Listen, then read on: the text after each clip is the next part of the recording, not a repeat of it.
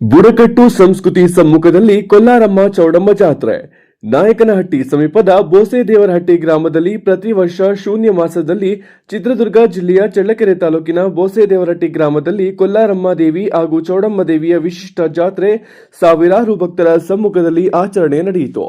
ದೇವಿಯರನ್ನು ಬುಡಕಟ್ಟು ಸಂಸ್ಕೃತಿಗಳ ಸಮ್ಮುಖದಲ್ಲಿ ಬೆಳ್ಳಿ ಆಭರಣ ಮತ್ತು ಹಲವು ಬಗೆಯ ಹೂಗಳಿಂದ ಅಲಂಕರಿಸಿ ಉತ್ಸವ ಮೂರ್ತಿ, ಉರುಮೆ, ತಮಟೆ ವಾದ್ಯದ ಮೂಲಕ ಪೂಜೆ ಮಾಡುವುದರ ಮೂಲಕ ನೆರವೇರಿಸಿದರು.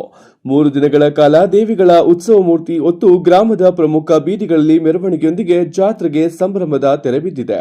ವರದಿ ಹರೀಶ್ ನಾಯಕನಹಟ್ಟಿ.